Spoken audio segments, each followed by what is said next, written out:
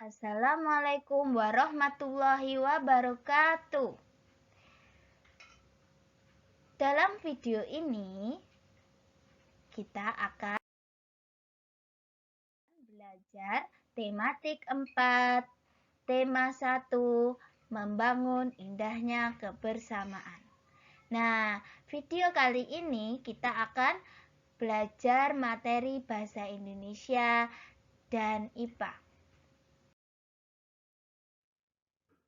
Untuk bahasa Indonesia, jaringan kompetensi dasar bahasa Indonesia 3.1 mencermati gagasan pokok dan gagasan pendukung yang diperoleh dari teks lisan, tulis, atau visual. 4.1 menata informasi yang didapat dari teks berdasarkan keterhubungan antar gagasan ke dalam kerangka tulisan.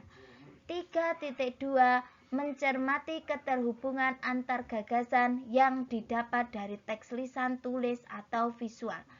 4.2 menyajikan hasil pengamatan tentang keterhubungan antara gagasan ke dalam tulisan. Oke, yang pertama, apa itu gagasan pokok dan gagasan pendukung? Nah, untuk gagasan pokok dan gagasan pendukung itu, di sini gagasan pokok adalah ide utama yang dibahas dalam suatu bacaan. Nah, gagasan pokok ini dapat berupa kalimat inti atau berupa paragraf. Untuk gagasan pendukung itu uraian atau tambahan informasi untuk gagasan pokok.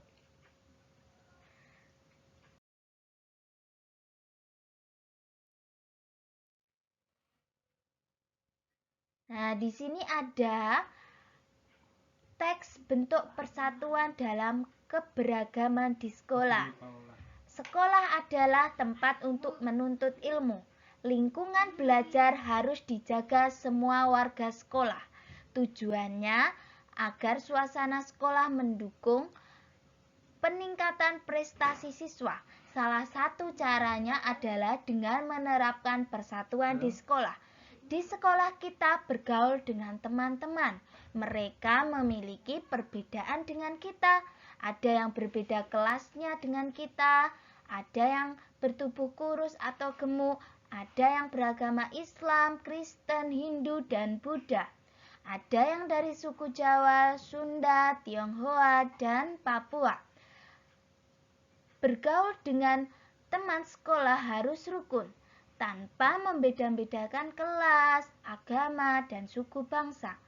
Rukun dengan teman di sekolah membuat kita lebih bersemangat belajar. Sikap tolong-menolong di sekolah sangat penting untuk menumbuhkan kepedulian. Tolong-menolong tersebut dilakukan untuk kebaikan. Misalnya, tolong-menolong dalam belajar kelompok. Kita harus menolong teman yang mengalami kesulitan.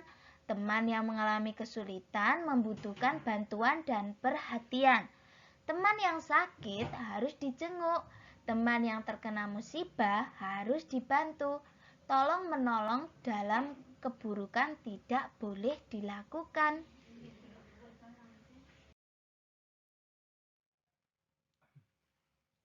Membaca teks dan memantau gagasan pokok. Nah, dari paragraf bentuk persatuan dalam keragaman di sekolah tadi, disuruh untuk menentukan gagasan pokok dan gagasan pendukung pada setiap paragraf. Nah, untuk menentukan gagasan pokok dan gagasan pendukung, pertama kita lihat di paragraf 1. Nah, gagasan pokoknya yang mana? Gagasan pokok yang sekolah adalah tempat untuk menuntut ilmu. Itu adalah gagasan pokok. Untuk gagasan pendukungnya, lingkungan belajar harus dijaga semua warga sekolah. Tujuannya agar suasana sekolah mendukung peningkatan prestasi siswa. Salah satu caranya adalah dengan menerapkan persatuan di sekolah. Ini merupakan sebagai gagasan pendukung. Nah, selanjutnya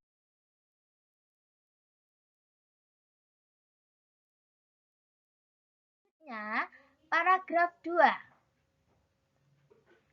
Dari paragraf 2, mana gagasan pokoknya? Nah, di sini gagasan pokoknya berada di akhir paragraf.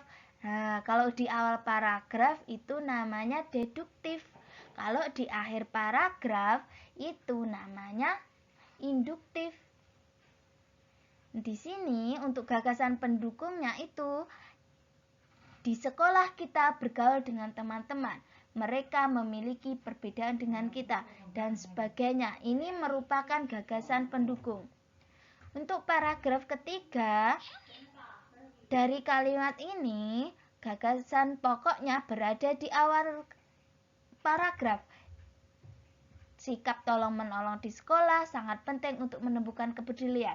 Ini merupakan gagasan pokoknya. Nah, dan kalimat selanjutnya itu sebagai gagasan pendukung, pengembangnya.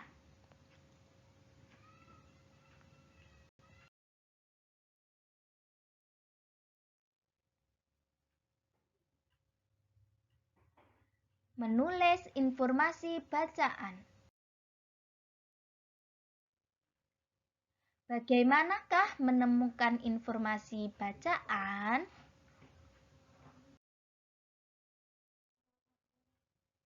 Cara menemukan informasi bacaan, yang pertama kita harus membaca teksnya. Nah, yang kedua kita tentukan kalimat utamanya. Yang ketiga kita tentukan gagasan pokoknya. Yang keempat, kita harus tahu kata kunci. Kata kunci yang dimaksud di sini adalah kata yang sering keluar dalam paragraf atau diulang-ulang. Yang kelima dan yang terakhir itu adalah membuat pertanyaan.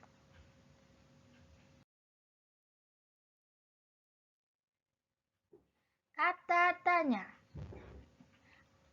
Apa? Ini biasanya untuk menanyakan benda, hewan, alat, kegiatan, akibat. Untuk kata di mana, biasanya menanyakan tempat dan keberadaan. Kata tanya kapan menanyakan keterangan waktu. Kata tanya kemana menanyakan tujuan. Kata tanya mengapa biasanya menunjukkan alasan atau sebab. Kata tanya berapa menunjukkan jumlah urutan harga. Kata tanya bagaimana menunjukkan kondisi, keadaan, kabar, cara melakukan sesuatu. Dan yang terakhir, kata tanya siapa yang menunjukkan nama orang. Menulis informasi bacaan.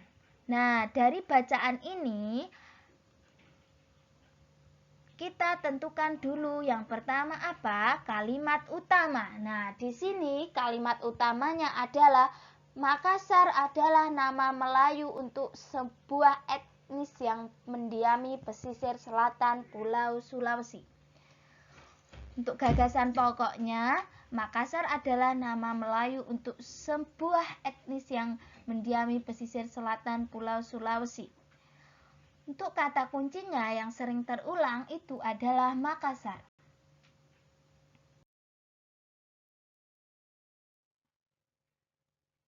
Nah, bagaimana kita membuat pertanyaannya? Nah, di sini kita bisa pakai kata tanya di mana.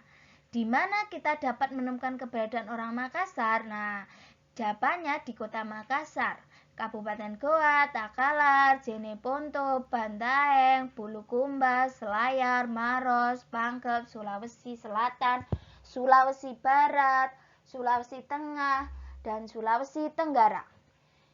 Di mana pertanyaan yang kita buat jawabannya harus terdapat di paragraf. Yang kedua, kita menggunakan kata tanya apa. Nah, apa tadi untuk menunjukkan apa? Oke, bagus. Apa panggilan orang-orang dari suku Makassar? Orang-orang dari suku Makassar biasa dipanggil Daeng. Nah, di sini jawabannya ada di dalam paragraf. Jaringan kompetensi dasar IPA. 3.6 Menerapkan sifat-sifat bunyi dan keterkaitannya dengan indera pendengaran. 4.6 Menyajikan laporan hasil percobaan tentang sifat-sifat bunyi.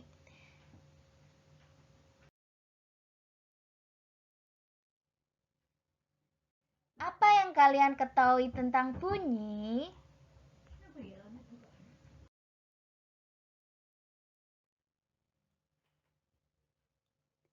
Bunyi adalah sesuatu yang dapat didengar.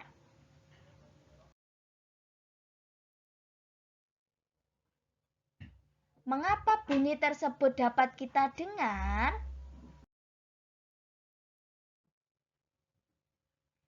Nah, karena ini syaratnya terjadinya bunyi, sumber bunyi, adanya medium, adanya pendengar.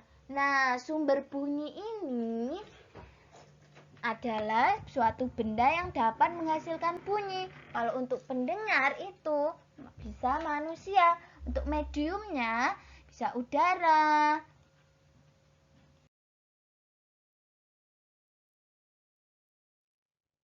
Selanjutnya, nah benda-benda apa sajakah yang dapat merambatkan bunyi?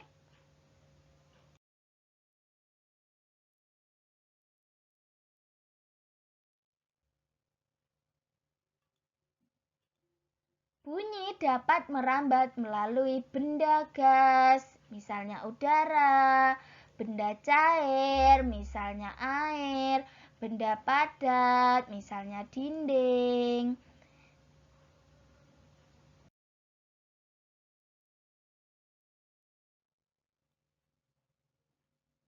Nah, untuk kesimpulan dari video ini, gagasan pokok adalah ide utama yang dibahas dalam suatu bacaan. Gagasan pendukung adalah uraian informasi untuk gagasan pokok. Cara menemukan informasi dalam bacaan dengan menentukan kalimat utama, gagasan pokok, kata kunci, dan membuat pertanyaan. Kata tanya meliputi apa, siapa, di mana, kapan, bagaimana, kemana, mengapa, dan berapa. Bunyi adalah sesuatu yang dapat didengar. Bunyi terdengar jika terdapat sumber bunyi, medium, dan pendengar.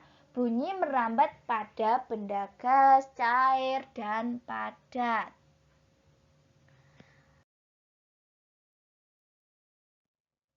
Baik, anak-anakku kelas 4, sekian materi Bahasa Indonesia dan IPA tema 1. Wassalamualaikum warahmatullahi wabarakatuh.